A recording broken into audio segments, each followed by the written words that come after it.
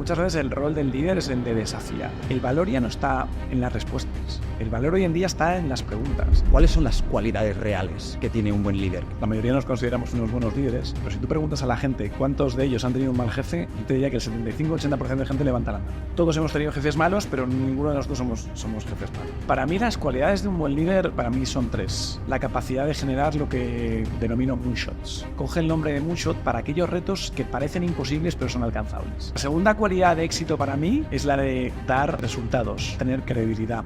Y la tercera es la adaptabilidad al cambio. ¿Cómo gestionas tú los cambios externamente? ¿Cómo te gestionas tú a ti mismo para estar continuamente aprendiendo? ¿Y cuáles son los errores más comunes que has visto cuando asciendes a un empleado a una posición de liderazgo? Pues mira, yo soy una persona competitiva, rápida, pero hay un proverbio japonés que dice: si quieres ir rápido ve solo, si quieres llegar lejos ve acompañado. ¿Cuál es el mejor consejo que te han dado?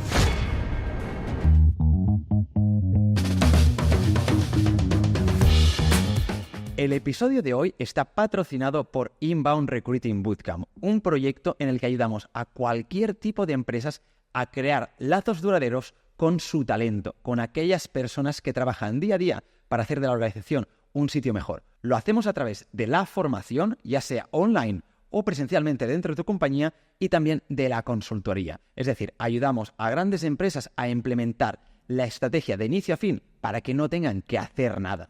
Ahora que sabes esto, empezamos ya con el episodio de hoy. Bueno, pues hoy tenemos a José Marcilla. Bienvenido. Muchas gracias, Jaime. Un placer y gracias por la invitación. Me gusta el podcast de hoy, el episodio que tenemos por delante, por varios motivos. Uno, la temática nunca la hemos tocado y creo que es algo que en cualquier organización es como la base para construir todo lo que queramos hacer en recursos humanos, ya sea mejorar la cultura, ya sea pues no alinear nivel de propósito entre empleados y empresa. Cualquier cosa pasa siempre por el liderazgo. Y además te tenemos a ti para explicarlo, ¿no? Que tienes una posición muy destacada dentro de Novartis. Recordemos que Novartis es una multinacional europea que cotiza además en bolsa, por lo que sois muchas personas y siempre pues el tema del liderazgo en una gran empresa se ha de tener muy en cuenta pues para ver cómo, ¿no?, las decisiones que se toman arriba llegan hasta abajo de todo. No sé si también nos quieres explicar un poco también tu posición exactamente cuál es. Sí, Jaime, mira, yo soy responsable de todo lo que es Europa Central, del Sur y del Este, y también incluye Rusia.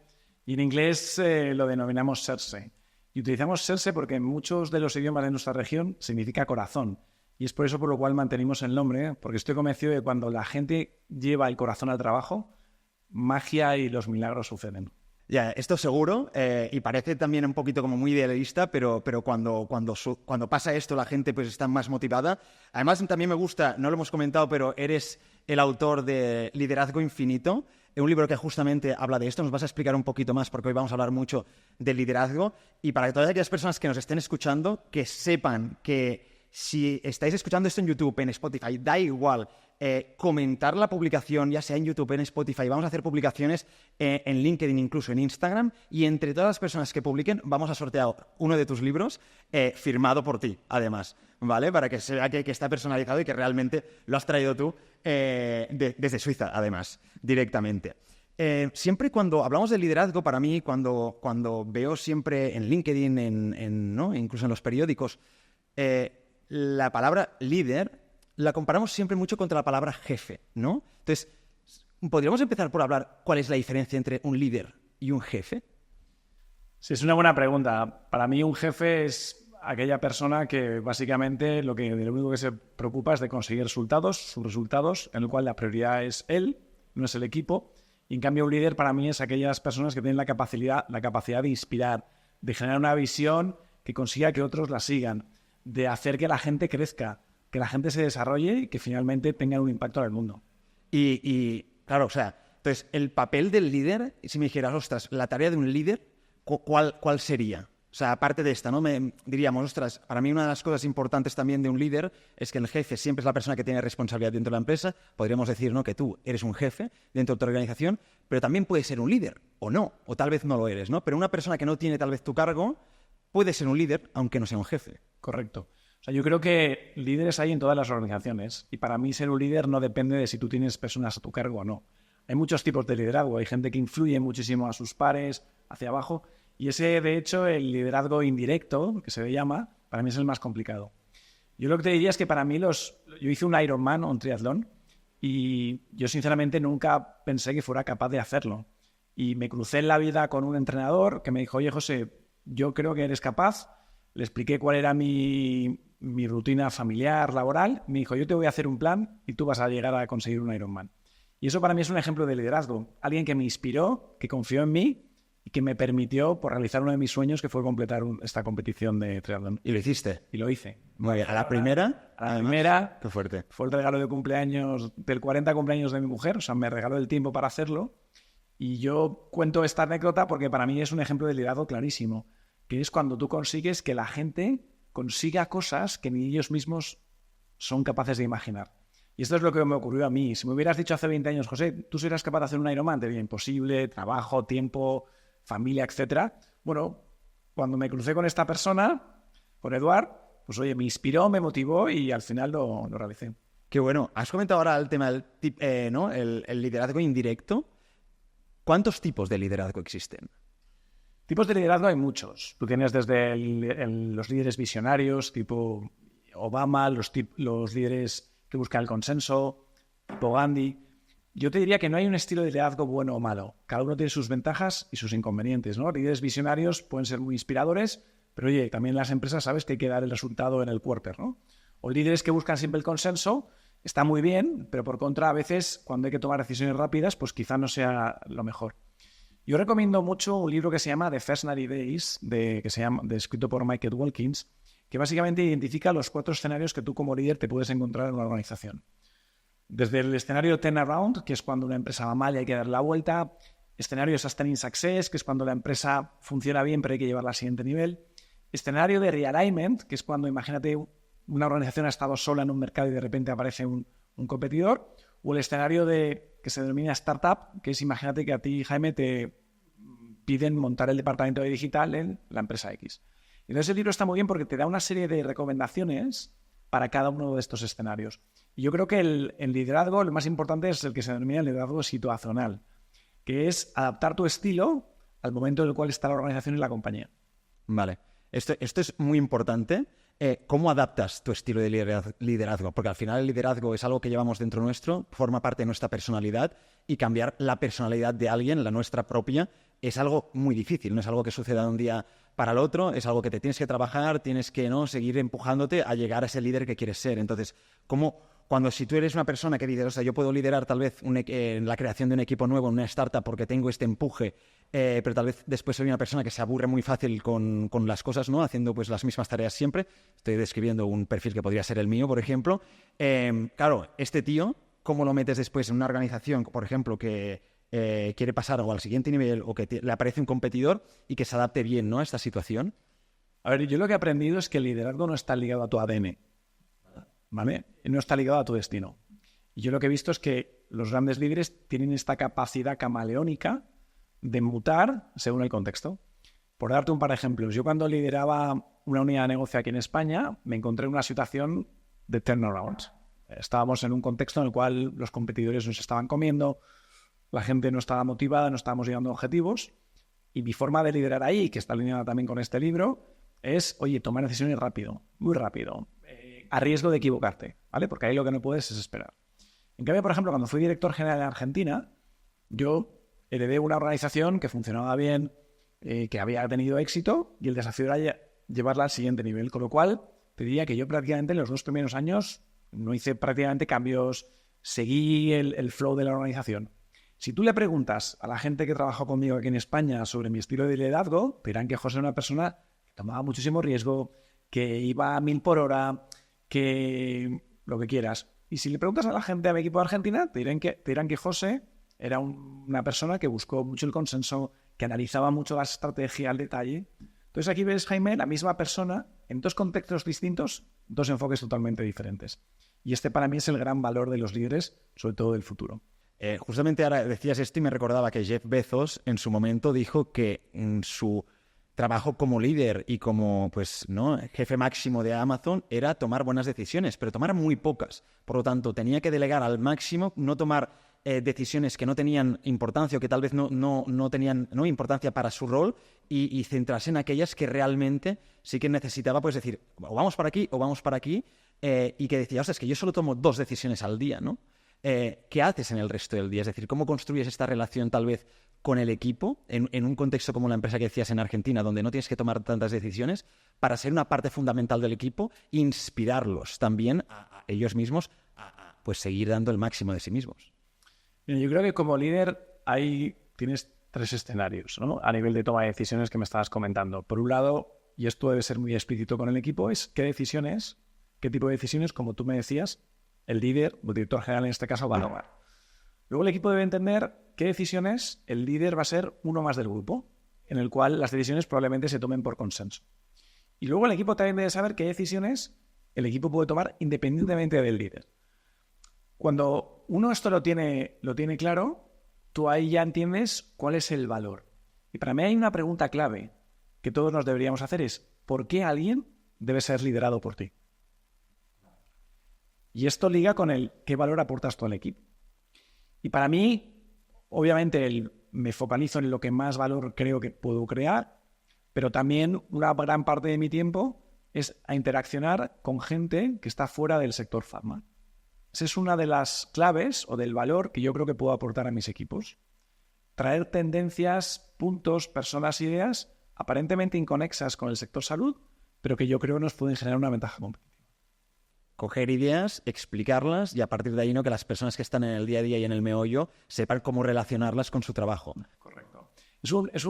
Muchas veces el rol del líder es el de desafiar, ¿no? Y yo creo que sobre todo ahora en la era esta que todos estáis con el ChatGPT, con el AI, el valor ya no está en las respuestas. El valor hoy en día está en las preguntas. Y aquí entra la capacidad del líder de saber formular las posibles preguntas, porque cuanto mejor sea la pregunta, mejor será el outcome.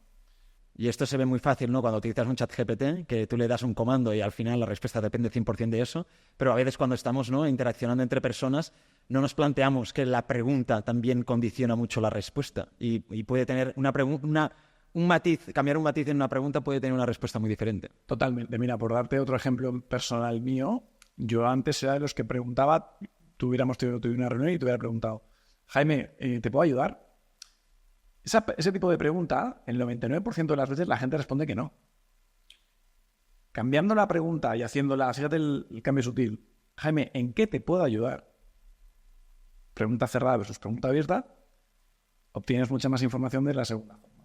Porque en una esperas un binomio, ¿no?, de que es sí o no, y en el otro es el qué. ¿Dónde está tu pain point, ¿no?, dónde está esa problemática que tienes y que yo tal vez puedo ayudar a resolver? Y ahí es donde estás abriendo posibilidades. Y es para mí el rol del líder. Abrir posibilidades y muchas veces dar la mirada menos obvia. Ver el problema desde otra perspectiva. Yo siempre digo que los mejores líderes son los que ven en cada problema una oportunidad. Y eso para mí supone situarte en un ángulo distinto, en una longitud de onda distinta de la mayoría. A mí me da la sensación, todos nos pensamos que somos buenos líderes, por lo que tengo la pregunta de ¿cuáles son las cualidades reales que tiene un buen líder? Una persona como la que estás, ¿no?, definiendo ahora, que hace estas preguntas, que realmente tiene esta capacidad de entender cuál es su rol dentro de la situación de la empresa y del equipo. No, la verdad es que esto es interesante porque yo creo que tienes razón. La mayoría nos consideramos unos buenos líderes, pero si tú preguntas a la gente cuántos de ellos han tenido un mal jefe, yo te diría que el 75-80% de gente levanta la mano. Entonces, todos hemos tenido jefes malos, pero ninguno de nosotros somos jefes malos. Entonces, me he ido ahora. No, la pregunta era que cuáles son las cualidades de un buen líder. Sí, para mí las cualidades de un buen líder, te diría que para mí son 3. La primera, la capacidad de generar lo que denomino moonshots. Moonshots es un concepto que ahora utiliza mucho Google, que empezó cuando Kennedy visualizó enviar un hombre a la Luna. Desde entonces se coge el nombre de moonshot para aquellos retos que parecen imposibles pero son alcanzables. Entonces, para mí la primera habilidad de un gran líder es la capacidad de imaginar esos sueños que consigan inspirar y motivar. Por ejemplo, oye, ¿a quién no le gustaría trabajar para alguien que quiere curar el cáncer algún día? La segunda cualidad de éxito para mí es la de dar resultados, o sea, tener credibilidad. Yo recuerdo que Pep Guardiola, cuando empezó su andadura en el FC Barcelona como entrenador, le preguntaron, Pep, ¿cuánto tiempo vas a estar aquí en el Barcelona? Y recuerdo que dijo, pues si gano títulos estaré mucho tiempo, si no gano títulos pues no estaré tanto. Los líderes, lo que he aprendido yo es que los resultados te dan credibilidad. Y la tercera cualidad de éxito es la adaptabilidad al cambio. Lo que se denomina en inglés ahora el adaptability quotient. Yo estoy seguro que todos habéis escuchado hablar del coeficiente intelectual, del coeficiente emocional, y está muy bien, pero yo creo que la cualidad de éxito del futuro es esa adaptabilidad al cambio. ¿Cómo gestionas tú los cambios externamente? ¿Cómo te gestionas tú a ti mismo para estar continuamente aprendiendo? Hay muchos temas aquí, has abierto, ¿eh? O sea, la adaptabilidad cambio en un mundo como el que estamos ahora es 100% necesaria. Tal vez hace 50 años el trabajador, ¿no? que estaba ya maduro hace 50 años no necesitaba una adaptabilidad al cambio tan grande o tan profunda como la que necesitamos ahora, porque el mercado cambiaba mucho más lento, las empresas pues no tenían cambios tan constantes, pero ahora pues sí que pasa. Por lo tanto, te has de saber adaptar. Y después está el tema de poner visión, ¿no? y obtener resultados, que a mí lo que se me hace difícil es decir, ostras, y pienso como tú, digo, ostras, el líder está para crear esa visión idealista del mundo que a ti te motive lo suficiente como para decir, hostia, quiero luchar por esto que me está diciendo este tío porque me hago esta causa mía propia, pero claro, a la vez conseguir resultados a corto plazo en una estrategia tan a largo plazo como es la visión puede llegar a ser muy complicado, ¿no? Y has comentado el tema de Pep Guardiola y creo que es el fútbol es un gran ejemplo de que un gran entrenador puede ser un fracaso en un equipo por los resultados, pero que su filosofía sea 100% válida. Sin embargo, no tenga credibilidad porque, ostras, es que ha perdido los partidos y lo hemos tenido que despedir, ¿no? Y ya no está. ¿Y cuántos grandes entrenadores, tal vez seguramente no son tan buenos a nivel de filosofía y de visión, pero como han obtenido buenos resultados, hemos dicho, ostras, qué buenos han sido, ¿no? Sí. Mira, yo recuerdo cuando llegué a Argentina, una directora de unidad de negocio, en la primera reunión que tuvimos de desarrollo, me preguntó, oye, José, ¿cómo puedo mejorar mi credibilidad con mis compañeros del equipo de liderazgo? Y yo recuerdo que aquella persona era una persona excepcional, pero el producto que había lanzado no había tenido el éxito que la compañía esperaba. Y me acuerdo que le dije, digo, mira, en el momento que empieces a tener buenos resultados, estoy convencido de que tu credibilidad aumentará. Efectivamente, cambió la estrategia, empezó a invertir en otro producto distinto, lo relanzó y los resultados acompañaron. Y curiosamente, en aquel momento su credibilidad empezó a aumentar. Entonces yo estoy convencido, insisto, que tu credibilidad tus resultados te dan credibilidad. Y luego lo otro que comentabas es lo curioso. Los líderes tenemos que manejar lo que se denominan las paradojas. ¿Qué significa esto? Manejar el conjuntivo y no el disyuntivo. Significa manejar el I y no el O. O sea, ahora no se trata de ¿en qué me focalizo? ¿En tener la visión? ¿En alcanzar la visión? ¿O dar resultados? A los líderes hoy nos piden hacer las dos cosas. Pensar a 5 o 7 años y dar los resultados del quarter. Nos piden gestionar la innovación, hacer cosas distintas, pero al mismo tiempo seguir haciendo aquello que nos funciona. Y que el balance de resultados esté cuadrado. Y más una empresa cotizada como vosotros, que cada 3 meses entiendo que tenéis que presentar resultados. Correcto. Y hablabas en algún podcast del propósito. Yo soy de los que piensa que el propósito es lo que dan los resultados, pero los resultados son lo que permite el propósito. Entonces, sin propósito no hay resultados, pero sin resultados tampoco hay propósito. Y esto es lo que tenemos que manejar los líderes en nuestro día a día. A mí hay una analogía que me encanta, que es un coche, el propósito que tiene no es quemar gasolina, ¿no? Es llevarte de un punto A a un punto B, llevarte a ese sitio que tú quieres llegar. La gasolina es eso que necesitas para que realmente te lleve hasta allí. En las empresas funciona un poquito lo mismo. Tú tienes una visión, tienes un sitio donde quieres llegar y el dinero que te va a dar la venta de tu producto, de tu servicio, es lo que te va a permitir realmente hacer real esa visión que tenías al principio, ¿no? Que bueno. O sea, me mola mucho esto porque al final, por ejemplo, en el caso que tú explicabas, decías, es que yo a veces he podido llegar a ver líderes un poquito, pues, tozudos, ¿no? Que digan, ostras, es que yo tengo que dar visión y tengo que dar resultados, como el ejemplo de esta persona que decías que tenía una visión clara, se estaba centrando en un producto que no daba, pero tuvo la capacidad de pivotar. Y aquí es donde está el tercer punto que decías. Te has de adaptar. Y si al final lo que estás haciendo a corto plazo no te permite llegar a largo, cambia un poco la estrategia a corto, ¿no? En este momento, porque es urgente y tal vez después puedas llegar hasta allí. ¿Tú qué? Yo me he mirado tu LinkedIn y hace falta solo estar 3 segundos ahí dentro para ver que, ostras, tienes una carrera súper extensa y además llevas muchísimos años dentro de Novartis, no sé si unos 23. En 23 años, ¿cuál ha sido tu mayor reto a nivel de liderazgo? Mira, a nivel de liderazgo te diría probablemente cuando empiezas a ser director general. ¿De acuerdo? O sea, el ser director general es liderar desde otra dimensión, es liderar a gente que sabe mucho más que tú. Yo nunca he trabajado en finanzas, nunca he trabajado en operaciones, tengo conocimientos limitados de calidad, etcétera. Entonces, sí, en el área comercial, marketing, ventas, etcétera, pues sí, te diría que es del área en la que empecé, en la que probablemente tenga buena expertise, pero liderar a gente que sabe mucho más que tú es un desafío.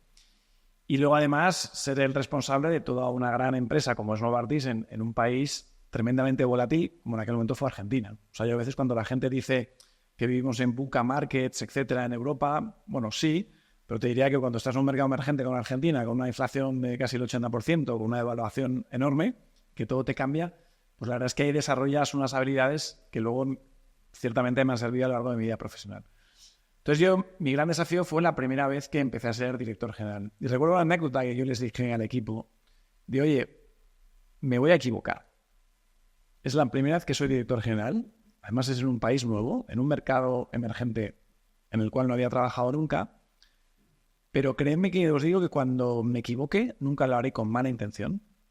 Y lo que espero de vosotros es que cuando me equivoque me lo digáis, porque tenéis mi compromiso que voy a intentar mejorar y hacerlo lo mejor posible. Dar contexto, básicamente, una vez llegas, ¿no? ¿Tú te has formado como líder? Sí. Yo creo, además si me preguntas, Jaime, yo no creo que nunca llegue a ser el líder al que aspiro a ser, pero trabajo todos los días por acercarme a ese propósito.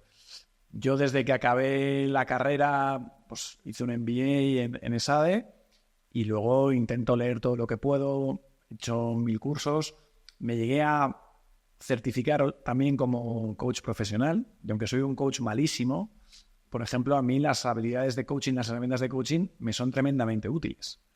Yo era, como te decía antes, de los que preguntaba, ¿te puedo ayudar? Así no vas a ningún sitio.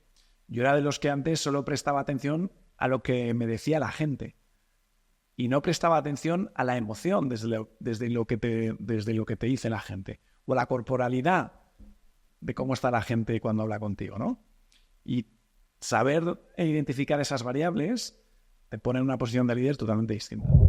Si te está gustando el episodio que estás escuchando, recuerda que siempre guardamos una parte de cada episodio para la comunidad privada. Es decir, si hoy quieres saber cómo hemos hablado con José sobre cómo liderar un equipo que no te respeta, inscríbete en la comunidad y así te enviaremos este fragmento de 15 minutos que te va a encantar. Claro, esta información es que, claro, es brutal porque ya no tan solo es lo que la gente te dice, sino lo que no te quiere decir, pero te está transmitiendo desde otras partes de su cuerpo, tono, postura, etc. A mí una cosa que para mí me ha cambiado un poquito la perspectiva del liderazgo, yo no sé si soy un buen líder, la verdad, he liderado equipos, creo que cuando lo hice, no lo hice mal, seguramente tenía muchas cosas a mejorar porque además estaba justo empezando, pero supe en ese momento realmente la tensión que se pasa o los nervios que vivía yo, por ejemplo, cuando pues otras personas dependían un poco pues de las decisiones que tomabas, de cómo les vas a dar feedback, cómo se lo van a tomar, etc. Pero una de las cosas que me di cuenta en ese momento es que la mayoría de personas escuchamos siempre para responder, nunca para entender, ¿no? Y cuando haces este cambio de chip, te das cuenta, y lo he visto con grandes líderes, con personas que están en posiciones pues muy buenas en muchas empresas, pero incluso con gente que no lo dirías nunca, que cuando le estás hablando, ellos te escuchan, y cuando acabas, te responden, pero te responden desde una perspectiva de, ostras, espera, lo que he entendido de ti es esto, pues bueno, mi respuesta es esta. O incluso lo que he visto mucho es cuando, no, esto me va muy bien para detectar líderes, cuando preguntas algo que alguien no sabe y te dicen, no lo sé, déjame que lo busque y te digo. Porque normalmente nuestra reacción natural cuando alguien nos responde algo, cuando alguien nos pregunta algo, es decir, ostras, sí, yo creo esto, ¿no? Y das tu opinión sobre algo que no estás muy versado y se te puede llegar a ver un poquito el plumero muchas veces, ¿no? Y yo he sido el primer culpable de hacer algo así. Y a veces dices, ostras, es que no tengo por qué saberlo todo. La pregunta que me has hecho es muy buena. Ahora mismo la opinión que te podría dar realmente pues no la tengo muy bajada. Déjame pensar un poquito más, ¿no? Y te digo, ¿no? Entonces, cuando realmente me encuentro con una persona delante y me dice, pues no lo sé, digo, ostras, me encanta ya la respuesta de por sí. A ver, has tocado varios temas, Jaime. Yo creo que has tocado, por ejemplo, la autenticidad, ¿no? El decir no lo sé, eso supone primero tener mucha confianza en ti mismo para decirle a tu jefe, oye, esta pregunta no la sé, déjame que lo mire. Pero yo creo que la gente, como tú dices, ya no cree en los líderes perfectos. O sea, yo creo que la imperfección es la nueva perfección. ¿De acuerdo? Entonces, a veces reconocer que uno no sabe la respuesta, pues no pasa absolutamente nada. Y en lugar de verlo como una área de mejora, yo creo que la gente, como me estás diciendo tú, lo interpreta como una área de fortaleza. Y luego lo que me comentabas también, yo recuerdo una anécdota muy divertida con mi hija Violeta, que ahora tiene 12 años, pero hace 2 o 3 años me acuerdo que llevaba yo unas zapatillas New Balance y se me quedó mirando las zapatillas y me dijo, papá, ¿por qué pone una Z en las zapatillas? Y claro, mi hija ya, pues bueno, ahora tiene 12 años, está ya en 4 colegios, o sea, ya digo, ¿qué ha pasado? Y mi respuesta inicial iba a ser lo que tú decías, iba a contestar para responder. Pero después, sinceramente, después del curso de coaching, pensé, oye, ¿por qué mi hija me estaba diciendo esto? Y la verdad es que me quedé un par de segundos reflexionando y mirando las zapatillas en detalle, y si tú miras las zapatillas New Balance desde una perspectiva, puedes ver una Z. Y ahí la reflexión es, oye, ¿quién tenía razón? ¿Mi hija o yo? Da igual. El aprendizaje es que muchas veces miramos los problemas o la situación desde un ángulo distinto. Y lo que es importante es entender el ángulo desde cuál la otra persona está viendo esa situación. No porque necesariamente vayas a estar de acuerdo con ella, pero verás que el grado de conexión y el grado de entendimiento, a pesar de la potencial diferencia, es mucho mayor. No, eso es súper potente porque aquí, permitiendo no entender un poquito mejor por qué ella veía una Z, lo que estás haciendo es no coartar su libertad a tener otra visión diferente a la tuya, porque seguramente tiene menos contexto que tú, por lo tanto, no sabe que es una N, y ahora pues estamos hablando de unas zapatillas que todo el mundo sabe que es una N porque ellos mismos lo pensaron así, pero cualquier otro proceso interno, producto que tengas en tu empresa, más siendo una empresa farmacéutica que digas, ostras, es que lo estamos viendo como una solución para este problema médico, pero si lo cogemos, hacemos un par de cambios y lo transformamos en algo que puede ser totalmente diferente. En cambio, si yo ya, cuando me dices, ostras, es que yo veo aquí una Z y tú me dices, no, es una N, estás como perdiendo la oportunidad de que haya cierta innovación y de nutrirte de ciertas perspectivas, ¿no?, que tú no habías visto y que no habías visto porque también, y esto es algo que yo me he dado cuenta, todos, y nadie se libra, tenemos muchas creencias limitantes, ¿no? Y tú ves una N porque a ti te han dicho que es una N y tú sabes que es una N porque ya has visto la N. Pero si empezaras con un lienzo en blanco, ¿eso sería una N? Pues bueno, tal vez no, porque tu hija no lo vio. Qué bueno. Si ahora bajamos un poquito más al tema de ¿no?, cómo liderar, ¿no?, que la gente que nos esté escuchando, departamentos de recursos humanos, ya sea porque lideras directamente personas, porque el departamento de recursos humanos, según mi visión, ha de tener este punto de liderazgo dentro de la organización, más en el momento actual, donde las problemáticas que hay a nivel de atracción, retención, fidelización, gestión del talento están, pues, literalmente mermando la capacidad de las empresas para, pues, atraer y fidelizar al talento. Me gustaría entender un poquito mejor, ¿no?, qué hacer en ciertas situaciones. Entonces, no sé si tú también nos puedes dar consejos de, ostras, ¿tú cómo motivas a tus empleados, ¿no?, esas personas directas con las que hablas cada día? ¿Cómo haces para motivarlas? Y también, ¿cuál es el radio de influencia que tú tienes? Porque tú, teniendo la posición que ostentas ahora mismo, no vas a llegar a cualquier persona. Por lo tanto, te has de asegurar que a esa persona que tú estás motivando, que tú le estás dando una visión, después tenga la capacidad de transmitirlo de la manera que tú quieres también hacia abajo, ¿no? Sí, a ver, para motivar yo lo que intento siempre descifrar es aquello que la gente tiene en el estómago o en el corazón y no en la cabeza. ¿De acuerdo? O sea, se trata de identificar la ventana de oportunidad que tenemos todos. No desde un punto de vista racional, sino emocional. Si tú lo piensas, las decisiones más importantes que tomamos en nuestra vida no las tomamos con el cerebro, las tomamos con el corazón. O sea, la persona a la que quieres, incluso la ciudad en la que vives, incluso a veces hasta la empresa en la que llegas a trabajar.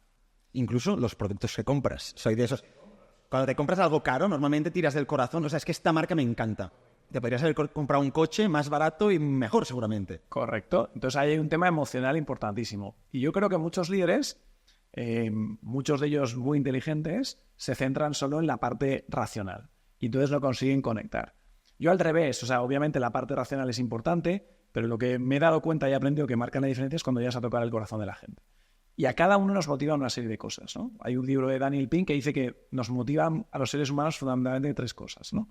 La capacidad de tener autonomía, ¿vale? De poder desarrollar nuestro trabajo y estar empoderados. La capacidad de trabajar por un propósito que nos inspire. Y luego estar en una organización que nos permita ser curiosos y aprender, ¿de acuerdo? Probablemente resume demasiado, ¿no? las motivaciones de la gente, pero yo intento entrar en el corazón de ellas. Cuando lo consigues, eres capaz de llevar a la gente hasta sitios inesperados, impensables, y a que consigan retos que parecían imposibles. Y yo eso es un poco lo que hago. Intento tocar sobre todo el corazón y no tanto la razón. ¿Tienes algún consejo de cómo logras, ¿no? Algo que pues, aparentemente decirlo es fácil, pero después llevarlo a la práctica es muy complicado? Sí, mira, yo lo que te digo, hay que estar con la gente. Yo muchas veces los departamentos de recursos humanos les escucho mucho hablar de la gente, pero no estar con la gente. No es que esta gente en la organización necesitan no sé qué habilidades, la gente creo que está no sé cómo. Pero tú estás con la gente, tú has pasado tiempo con ellos. ¿Les has preguntado? ¿Les has preguntado? O sea, ¿los ves en la oficina así de pasada o luego te vas a tomar una cerveza también con ellos? Entonces yo invierto tiempo en estar con la gente. Y estar con la gente, a veces en una comida, en una cena, y ahí es donde verdaderamente descifras lo que les preocupa, lo que les ocupa y lo que les mueve. Qué bueno. ¿Y cómo haces tú para que tus empleados también sean líderes, también desarrollen las cualidades de un líder? Y más sabiendo que seguramente las personas con las que tú te relacionas más dentro de la empresa también lideran equipos. Sí. A ver, para mí mi misión fundamental, y está alineado con mi propósito en la vida, es desarrollar líderes para mejorar el mundo. Desarrollar líderes para mejorar el mundo es mi propósito vital. Tengo la suerte de poder hacerlo en mi vida personal, con alguna charla como la de hoy, y hacerlo en mi vida profesional. A mí es mi primera prioridad. La función del líder no es servirse, es servir. Y aquí, tú, sobre todo ya en posiciones de director general, director de departamento, te das cuenta que si tú no tienes un equipo detrás, no vas a conseguir nada. Yo lo que siempre aspiro es a que la gente mejore, crezca y que ellos sean, yo siempre lo digo, yo espero que alguno de ellos sea mi jefe algún día. Porque la gente olvida lo que has hecho, pero no cómo los has tratado ni cómo los has hecho sentir. Qué bueno. ¿Y cuáles son los errores más comunes que has visto, ¿no? Cuando asciendes a un empleado a una posición de liderazgo? ¿Cuáles son esos errores que suele cometer con mayor frecuencia? Mira, te diré un par que he cometido yo que me vienen en la cabeza ahora, por ejemplo. Pues mira, yo soy una persona competitiva, rápida, pero hay un proverbio japonés que dice, si quieres ir rápido, ve solo, si quieres llegar lejos, ve acompañado. Si quieres ir rápido, ve solo, si quieres llegar lejos, ve acompañado. Y a mí me pasó una vez en mi carrera que por querer ir rápido, cuando me di la vuelta, no había nadie, ¿no? Y ahí como líder no puedes conseguir nada sin un equipo. Y luego otro va ligado al punto que me comentabas antes, ¿no? Es la importancia de los mandos intermedios. Y es algo que subestimé. Yo pensaba que, oye, con que el equipo de liderazgo, el comité de dirección, estuviéramos alineados en una visión, la supiéramos contar, era suficiente. Y me di cuenta que en muchas organizaciones, sobre todo cuanto más grandes son, la gente que verdaderamente está en contacto con la mayoría de personas no es el comité de dirección, son los mandos intermedios. Y ahí aprendí que hay que invertir más tiempo en estar con ellos, en explicarles en más detalle la visión, en entender qué es lo que les preocupa. Y estos serían los 2 errores que yo creo que la gente suele cometer. Qué bueno. ¿Y también has visto errores en cómo acercarte a una persona de diferentes generaciones? Es decir, ¿tu estilo de liderazgo cambia cuando hablas con un millennial, con generación Z, cuando hablas con un boomer? Por supuesto. O sea, yo creo que hay un libro a mí que me gustó mucho que se llama Los jóvenes ya no sueñan con compañías, que a mí me sirvió para cambiar mi forma de liderar. O sea, yo soy nací en el año 75, o sea, una generación diferente a la vuestra, y yo lo que veo es que las motivaciones son diferentes. El tema del work-life balance es súper importante, el tema del propósito es súper importante. O sea, los millennials and beyond, estáis dispuestos a renunciar a una parte del salario por trabajar en empresas con propósito. Esto lo pasaba en mi generación. O sea, mi generación es una generación de, oye, ¿cuánto dinero puedo ganar? Trabajar mucho. Y yo creo que esto ha cambiado. Yo creo además ahora, Jaime, que la gente ya no tiene lealtad a las compañías como teníamos la gente de mi generación. La gente tiene lealtad al aprendizaje. Y uno de los desafíos que yo tengo y que les comento a mis equipos es cómo damos a nuestra gente continuas oportunidades de desarrollo y de aprendizaje. Porque si no, cambiarán. A mí hay una frase que me gusta, que la tendría que desarrollar más porque es mía y no la he trabajado lo suficiente, pero es que la gente es fiel a la marca, no a la empresa. Y me explico. ¿Cuál es la diferencia entre marca y empresa, no? La marca es esa visión, ¿no? Ese ideal que para ti representa, eso que te transmite. Y veo mucha gente que realmente lo que le gusta de su empresa, lo que le gusta de las empresas donde compra sus productos, es los valores que tiene, la visión, cómo hace las cosas, el grado de innovación, no sé, todo eso que le va transmitiendo en cada una de las acciones que hace. No únicamente en vendiendo un producto, no únicamente contratando pues a una persona, no, es decir, el global que me va transmitiendo, y siempre me ha de transmitir lo mismo, es decir, hay que ser consistente en su manera de transmitir su imagen, porque si no, pues yo voy a tener, ¿no?, sensaciones y sentimientos encontrados. En cambio, antes tal vez tú eras fiel a tu empresa, ¿no? Te la hacías tuya y decías, yo es que de aquí pues no me muevo, como si dijéramos, ¿no? Voy a seguir luchando por esto. Y ahora a mí me da la sensación de que, ostras, tú a veces confías tanto en una marca, quieres, ¿no?, tanto luchar por ello, que la idealizas tanto, que naturalmente hay momentos que entras, pues no es lo que te esperabas, que simplemente después te enamoras de otro ideal y te vas a otra marca que lucha por ello, que pues las cosas dentro de tu empresa cambian, la empresa vira y tú ya no estás de acuerdo con ¿no?, este cambio estratégico, y antes pues tal vez lo asumías porque tú, vuelvo a repetir, la lealtad era a la empresa, ahora la lealtad es a los ideales de la marca, ¿no? No estoy 100% de acuerdo. Probablemente lo tengas que articular un poco más para que te quede una frase de esas de famoso, pero yo creo que tienes la sustancia para hacerlo.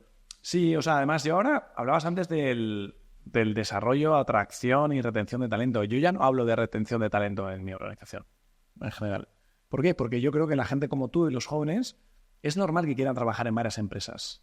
Esto era algo que en mi generación se veía mal, ¿no? De hecho, a veces me pregunta la gente, oye, si me voy de la empresa X, ¿piensas que me podré volver? Yo te puedo dar ejemplos de gente que se ha ido de Novartis por circunstancias distintas, lo que tú decías, igual en aquel momento no estaban alineados o en aquel momento no tuvieron la oportunidad de desarrollo que querían. Oye, y con el paso del tiempo los he recuperado y estoy encantado y ellos están felices, ¿no? Entonces yo creo que es un cambio de paradigma y lo que hay que tener, sobre todo, es el contacto y mantener el cordón umbilical con los profesionales buenos, con la gente buena, independientemente de dónde estén trabajando. Sí, y aquí lo veo mucho porque yo estoy en contacto con muchas empresas y a veces he visto algunas organizaciones que la parte de adaptabilidad al cambio que comentabas al principio no la tienen, ¿no? Y jefes, digo jefes todavía porque tienen esta mentalidad de, ostras, no, nosotros es 100% de trabajo, 100% has de venir siempre con pantalones largos, porque ¿cómo puede ser que a 40 grados te presentes un día con manga corta? Es impensable, ¿no? Y una serie de cosas que hoy en día pues ya están muy aceptadas, pero que no sales de allí porque simplemente pues tú consideras que tu empresa es esto y va a morir siendo esto. Y el problema es que si piensas así, literalmente tu empresa va a acabar muriendo de esta manera, porque al final nadie va a querer luchar en un sitio donde tú impones tus necesidades, pero no piensas en las mías, ¿no? Que al final es un poquito lo que pasa en estas organizaciones. Es decir, si tú me dices, mira, es que puede ser lo que sea, me voy al tema del teletrabajo porque es lo más nuevo, pero tengo que trabajar cada día de la oficina inamovible e indiscutible, pues te diré, ostras, pues no sé, no sé, a mí me gustaría también que me escucharas a mí y te dijera, bueno, a mí me gusta venir a la oficina, pero también hay días que pienso, ostras, ahora 1 hora de trayecto a la oficina, después volver, está lloviendo, me levanto un poquito que he resfriado, pero me quiero quedar en casa, ¿no? Y bueno, es también normal. Y aquí también hay opiniones para todo. Quería hacer un juego contigo que he cogido diferentes situaciones que pueden pasar en cualquier empresa. Seguramente, es más, muchas de las personas que nos están escuchando ha pasado, seguramente a ti te han pasado algunas, y que me dijeras cómo actuarías tú en cada una de ellas. No sé si te parece... Sí, por supuesto. Lo que también te digo es que a nivel de liderazgo no hay receta. Por eso es tan difícil la gestión de Por personas. eso es lo que harías. A ver. Perfecto, vamos a por ello. Un empleado comete un error muy grave que afecta a un proyecto clave dentro de la empresa. ¿Qué haces? ¿Cómo actúas? Bueno, te diría como un gallego, depende, ¿no? Depende si o sea, yo creo que es un contexto hay que ver el contexto. Yo lo que te diría es que hay que tener culturas en las organizaciones que permitan el error, ¿de acuerdo? Yo estuve visitando la sede de Four Seasons, de la cadena de hoteles, y algo que me impactó allí es que allí respetan y fomentan el error, lo que no fomentan, o lo que, digamos, de alguna forma, sí, o sea, les parece fatal, es que la gente no comparta los errores. ¿De acuerdo? Eso es curioso. Entonces, tú puedes fallar, pero si fallas, compártelo. ¿Para qué? Para que aprendamos. Entonces, yo que alguien cometa un error en un proyecto importante, pasa. Para mí la pregunta es, ¿la cultura de la empresa permite el error, sí o no? Yo creo que las culturas deben permitirlo. ¿Por qué? Porque si no, la gente no innova, no arriesga, siempre hace lo mismo. Ahora, lo que sí que no hay que hacer es cometer siempre los mismos errores. Pues para mí, yo permito errores nuevos. Lo que no deberíamos de permitir son errores antiguos. Esto no sé si es HubSpot, Spotify o una de estas tecnológicas que justamente es eso, tienen una cultura donde a nivel de seguridad psicológica permiten cometer muchos errores, pero tienen incluso rituales internos dentro de la compañía para asegurarse que esto no pase. Es decir, vale, tú has cometido un error, este error lo categorizamos como grave. ¿Qué vamos a hacer? Pues uno, en la reunión de equipo se comenta y además tenemos, pues ellos te comentan que tenían un documento, o sea, se van apuntando todos los errores y cuál es la actuación que se cree que se debería haber hecho, ¿no? Y de esta manera, pues también siempre puedes ir revisando y puedes ir refrescando, ostras, vale, espera, esto ya la cagamos en este momento, ¿no? Y ya sé cómo actuar.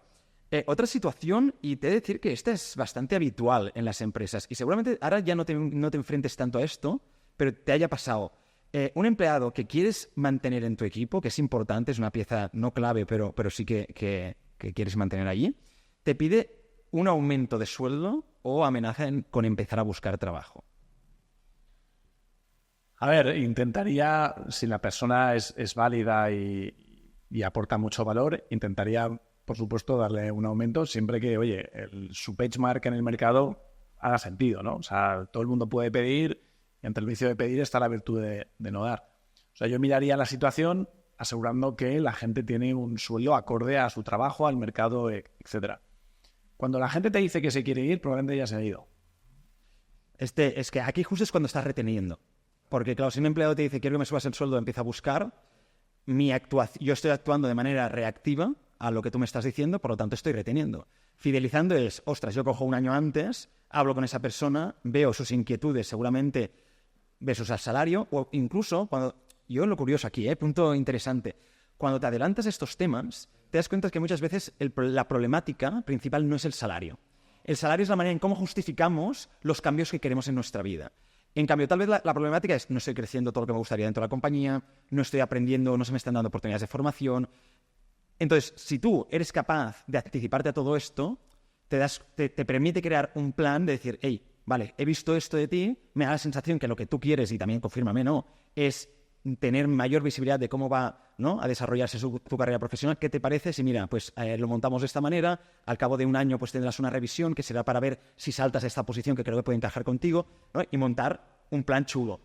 Y esto te ahorra después estas subidas innecesarias o que después, naturalmente, esta persona se te vaya y tengas que contratar fuera de mercado a otra persona que normalmente siempre es más caro. Sí, mira, yo te diría dos cosas interesantes que has dicho. La primera es entender qué hay detrás de cuando alguien te dice que se quiere ir, ¿vale? Y luego, la segunda es, en mi experiencia a nivel de errores, que nos pasa a muchos jefes, es pensar que el dinero es un elemento que retiene a las personas, y no es verdad. Yo, en mi experiencia, el dinero es como el fast food. Te quita el hambre, pero no alimenta. Entonces, sí, te sirve para irte un día a comer McDonald's y comerte una hamburguesa y bien, pero eso no te alimenta. Y el dinero pasa lo mismo. No es un driver de retención de empleados. Para nada. Y esto la gente lo tiene que entender. Y yo me ha pasado a mí pensar que, oye, le damos un increase y esta persona se quedará. Y el increase a los 3 meses, la gente cuando tiene sus necesidades básicas cubiertas, ya no es significativo. Y que te acostumbras muy rápido, ¿no? Entonces, sí, pierdes ese efecto. Y esto es algo que sabemos todos, pero sin embargo, a mí lo que me sorprende es que cometemos siempre el mismo error. Y que es una cosa que con el podcast he ido viendo mucho, ¿no? O sea, al final, cosas que hablamos aquí son muy obvias y seguramente de todo lo que hemos dicho, pues la gente que nos esté escuchando puede sacar muchas ideas, pero hay otras que diga, hostia, es que esto ya lo sabía, ya. Ahora coge todo lo que tú ya sabías, te lo apuntas y dices, realmente en mi empresa o en mi día a día lo estoy implementando, lo estoy haciendo, y te das cuenta que la mayoría de, ¿no?, ese gran conocimiento que tenemos cada uno de manera individual, después no lo llevamos a la práctica. Que esto ya es otra cosa. Que yo estoy totalmente de acuerdo. Probablemente los básicos del liderazgo, de gestionar equipos y de motivar equipos, nos lo sepamos todos. Pero el problema es que el liderazgo no es una ciencia, es un arte. Esto es como los cocineros cuando hacen un plato especial, David Muñoz ahí en Madrid, etcétera. O sea, sí, a mí me puede dar la misma receta, pero no la voy a hacer igual que si la hace David Muñoz. Pues esto del liderazgo pasa igual. Sí, alguien puede decir hoy, no, estos que me están contando más o menos me lo sé, sí. Ahora, ¿cómo pones todo junto y según el contexto, la persona y el equipo, le pones más énfasis en un punto o en otro. Hay una temática que a nosotros nos han escrito mucho diciendo, por favor, hablar de esto y además estar relacionado con el liderazgo. Así que he dicho, la sacamos hoy.